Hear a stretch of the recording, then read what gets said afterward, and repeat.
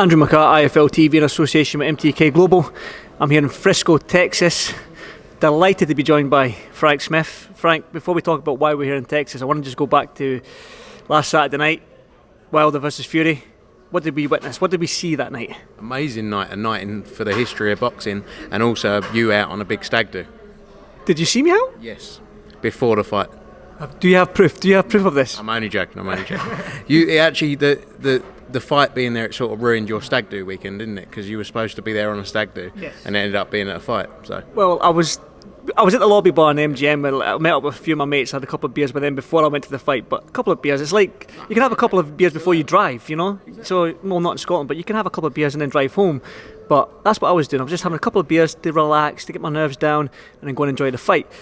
The fight itself, though, I mean, I don't think anyone expected that. So, were you surprised at how Fury approached that fight and obviously stopping him in the 7th round? yeah, he did unbelievably, didn't he? He did everything he said he was going to go in there to do, and you can't knock him for that. Every time people have doubted him, I'll be honest, I thought Wilder was going to win, but you know, I wanted him to win as a Brit. I wanted him to go out there and do the business, but just sensational. The crowd in there, the atmosphere, everything around it. It was a great night, you know. And they did. I think they did a great job across the board. Fury got in there, did the job, but the fighters promoted it brilliantly. The promoters did a great job. So you know, it was all of these moments are great for the sport of boxing that we're all involved in. So you know, we should all be happy that for what came from that on Saturday night. Tyson came out and said that he's going to put it on him from the start. He said it was predicted the second round, but that doesn't matter anymore. He said he was going to go out there and stop him, go on the front foot, rush him, do this. Then he also said, I'm coming at 270 pounds. Now everybody said 270 is too heavy. He just proved everyone wrong again, didn't he? Yeah, like I say, he's done that time and time again, hasn't he? Like when he fought Klitschko, he went out there and proved everyone wrong that time.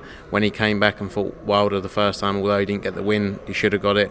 Proved everyone wrong there again and did it again. You know, so he's a sensational character. He's a great character, great fighter, and he deserves everything he's getting. I'm going to get your sort of comments on sort of like the post-fight interviews that Wilder's done with some US publications. He stated that the costume that he wore was £40 and his legs had gone. That's basically the reason why he lost that fight. What's your thoughts on that?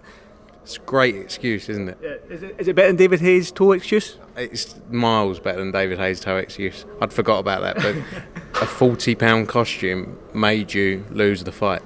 Like, what a shit excuse. I don't really get the excuses. I just think Tyson Fury was the much better man on the night. He went in there and did the job. I think Wilder should have just come out and said, do you know what? I lost fair and square. I'm coming back. I think that would, with all this talk about the third fight, I think the whole thing about the costume makes it all a bit embarrassing. Mm. Whereas if he would have come out and said that I lost, Tyson Fury is better, but I'm going to be back stronger than ever and I'm going to get my belts back, it would put it all in a better light. But I think this just looks terrible to the fans. We saw how Joshua took his defeat. He came out and said no excuses. Basically didn't make one excuse and said Ruiz is a better man, it's Andy's night, blah, blah, blah, blah. Do you think that's the sort of approach that Wilder should have taken rather than blame it on the costume and other sort of things outside the ring? Yeah, like I think it was interesting. Joshua can't really win because he came out and said that, and everyone was like, he doesn't care about boxing anymore. He's given up. He hasn't got the heart. He hasn't got this anymore. And it's like, what do you want him to do? If he came out and did what Wilder did, he would have been publicly humiliated. So yeah, I think fighters should, you know, look. I'm sure a lot of fighters don't have great camps. A lot of fighters come through tough moments, and I think the best thing is to do is just go out there and say, the better man won. I'll be back. It's on you now. I'm going to say it's on you. I'm going to blame you if it doesn't happen. What the outfit? No, the Wilder Joshua. Right. I mean, Tyson Fury Joshua. It needs to happen. Do you not think? I mean, there is a rematch clause, and I think Wilder's came out and said he's going to exercise it, but I'm pretty sure that Tyson has to agree to it as well. So it's one of them ones. If he doesn't agree to it, then does that make it easier for you guys? Well, you personally, because I'm going to blame you. Blame me. Yep, blame Frank Smith, and everyone on the YouTube comments can blame Frank Smith. Is it easier? How difficult is it then to make this fight with Tyson Fury? It's obviously easier than the Wilder fight, I'm sure. Yeah, I don't know the ins and outs of Tyson and Wilder's deal. I think that Wilder just has to say he wants it and then it happens. I think the loser had the opportunity to say, but I'm not 100% sure because I don't know, but I think that's what I've seen. The Joshua Fury fight is the biggest fight it's the biggest fight we'll ever see, I think. two British heavyweight champions for the undisputed crown. Yeah, it's got to happen, and it will happen. It will happen. It will be made. I mean, there'll be a lot of things people have to go through to get to that point, but I am very, very sure that fight will happen eventually. It's just, when does it happen? If Deontay Wilder exercises his option, then that's a contract. That's the sport we're in. You have to appreciate he wants to take up the opportunity to fight Fury again.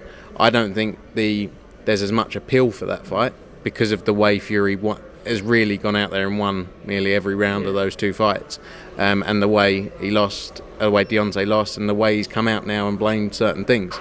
But you know what? He was the world champion. He has his right to try and win his belt back. But we have to wait and see on that. I think all sides want to make it happen. This is the first time, I think, where everyone's aligned with AJ wants it, Fury. They're the people it really matters.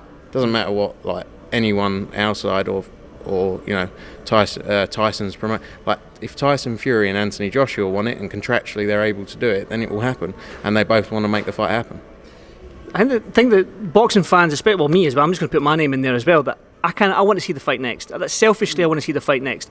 But if Wilder does exercise it and they have to go for a rematch, I'm guessing that will be in the summer. Then Joshua will have Pulev, and then if Wilder and Tyson Fury 3, then Joshua will maybe fight Usyk on his WBO mandatory. Then by the time that comes around, Dillian White will have the WC mandatory. Then Tyson or Wilder, whoever wins the third fight, has to face that. I mean, it's one of the ones that if it doesn't happen now, we're going to have to wait well into 2021 to see it. Do you think? Look, I think there's a lot of variables with all of these things, and every day things can change. Wilder might come out tomorrow and go, actually, I'm not going to take up my right. Very unlikely. And then all these conversations are meaningless. Something could happen. Someone could lose a fight in the interim, and of some of the challengers who are there. So there's so many things that can happen. It's very difficult to say. I also don't think there's many people who would stand in the way of that fight happening. From the governing body side of things, it's for the good of the sport overall, I believe, to do this fight, because it's the biggest fight out there. So, hopefully all the stars align and it can happen straight away. But we have to take it step by step, I think. I agree. But I agree with you as a boxing fan. This fight has to happen, and it would be great to happen next. It's just getting to that point. How do we get there? Well, that's where you come in. I don't know how we get there. That's Frank Smith's job. We've seen the palaver with the Wilder Joshua fight when we're saying it with the 50-50 split, this, that, and the next thing. I'm guessing with Fury and Joshua, both fighters, because obviously the amount of belts are on the line, both British, undisputed, and all that sort of stuff. Can we expect a 50-50 split with these two? I think it has to be that to make it happen. Again, I'm not the fighters, but I think everyone's clever enough to work out it has to be that to make this fight happen. And the next question is another question that's on fans' lips. UK, or is it going to be outside the UK, this fight? What do you think? Again, we don't know yet. Everyone's got their opinion on where it should be, what should happen, what date it should happen with. Everyone's got their own opinion on that. Let's wait and see. Obviously it comes down to these fighters need to make the decisions that are right for their careers as well. And it's easy for you or me or this guy here to go, he should do it here because I want it to be here. It's like, well, if that guy's an electrician and he gets offered more money or the opportunity's better to go and do it elsewhere, he's going to go and do it. He's not going to have anyone saying, oh, you shouldn't do that. So I think we'll have to wait and see. It's going to be lots of places that want to host this fight. This is one of the biggest moments in sport, the undisputed heavyweight crown between two British fighters. So let's wait and see on that. But there's going to be a lot of conversations, I'm sure. I'm going to put you on the spot then, Frank. Who is, at this moment in time, the number one heavyweight in the world? Anthony Joshua. Very diplomatic. Who's the number one heavyweight in the world? Right, you can answer it. Can I? We can. Dave Allen then. Dave Allen. Look, they've both done a lot in the sport of boxing. Tyson Fury has had a comeback story. He's the lineal champion, obviously, but he's had a comeback story that people could never have imagined, and for that, he deserves to be up there. Mm-hmm. But Anthony Joshua, at the same time, is an Olympic gold medalist in his 15th fight or 16th fight. became the IBF world champion, then went on to fight Vladimir Klitschko, has fought a number of the top 10 names out there, lost his belts, went back to win his belts back. I think his accomplishments in both amateur and professional boxing are also up there as well. So that's why it's so intriguing, because these guys are the two best heavyweights out there. And all the belts are in the UK, so that makes it all the more sweet. It's quite a funny game, boxing, because 3-4 months ago all the belts were in the US with Andy Ruiz and Wilder with PBC. Now 3 months later down the line, Josh has won his belt back, Tyson's beat Wilder, and all the belts are in the UK. It's a crazy old sport. That's why it's so difficult to plan. Like, you try and say, and then this guy's got to fight this guy, and this guy's got to do that, because it all changes, and everything can change overnight. Like you say, December, Josh won his belts back. Tyson Fury now the WBC Ring Magazine champion. So look, it's great. It's great for us. Great for British sport. I think it's also great for boxing, global boxing as well. It was such a spectacle on Saturday night, and it's in a great place, and we should all be happy for that. Shall we talk why we're in Frisco, Texas? I mean, just my right, your left, the Ford Centre. It looks like a great little venue. Mikey Garcia, Jesse Vargas, what a fight. Great fight, really intriguing. A lot of people have got Mikey for the win, but Jesse Vargas has also he's a guy who's had a great career, and he's going to go in there, and he's hungry for this and wants to get the win. It's very exciting. We're going to have over 10,000 people in here on Saturday night. Mikey obviously coming back from his fight against Errol Spence. Looking forward to it. It's going to be a great atmosphere here, and two big names in the sport of boxing. Two Brits also on the card, Jay Harris and Kal Yafai, world title fights. Jay's up against it, but do you think he can draw some inspiration with Tyson Fury? I mean, he was the underdog going into that fight. Nobody gave him a chance. Well, the majority of people thought Wilder would stop him. Do you think Jay could pull some inspiration from Tyson Fury going into this fight? Yeah, for sure. He's got all the achievements, European champion, all the achievements to come through, and this is his time, to step up for world honours. Martinez is a great fighter. We've all seen it. He looks like a real star. If he's not a star already, he's going to become. Yeah, he does. Yeah, that's very, very exciting. This, as you say, this is Harris's big opportunity to come here. Frisco, going to be a huge crowd in there. So very exciting. Kal Yafai, this is a breakthrough fight for Kal. Kal Yafai, Britain's longest ever world champion. He deserves a lot of credit for what he's done in the sport. Huge fight against Chocolatito, who's a hero, and that is going to be. Everyone's looking forward to that one. I think it's a great card, one of the best cards we put together in a long time. Looking through the card as a whole, you got Israel Madrimov returns, you got Joseph Parker. Comes back, and he's up there as well in the WBO rankings, very high.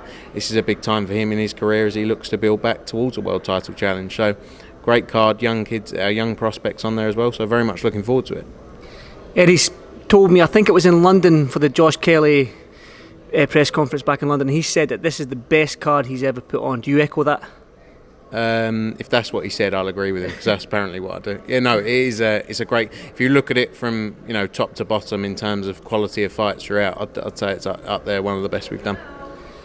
There was the speculation of Regis Prograis and Maurice Hooker. That's a great fight. There's talk about deal hasn't been done yet. This, that, the next thing. Have you got anything you can add on that fight? Great fight if it happens. Great fight. Hopefully we can make that happen, and hopefully we'll see news on that by the end of this week. But really looking forward to that fight if it all gets done.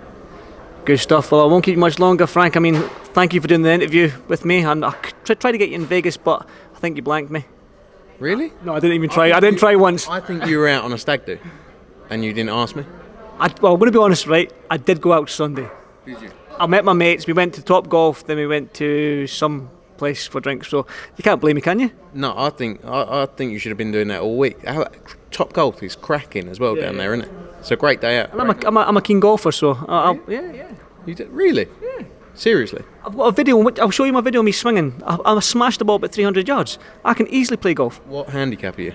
I think I play off like 20. So it's. I'm not great. I can drive, but it's drive for show, putt for dough. That's the thing I can't do. I can't putt. You need to work on that then. Hello. You need to get away from Top Golf. Shit, to be honest. I've tried. I used to golf, and then over the years, as work got busier, I probably tried like once or twice a year. And then it's the most stressful game, though, isn't it? Like you can go and hit a ball really well, and then the next hole you just skim it along the floor about 20 yards, and you're like, this is a load of rubbish, can't be bothered with this.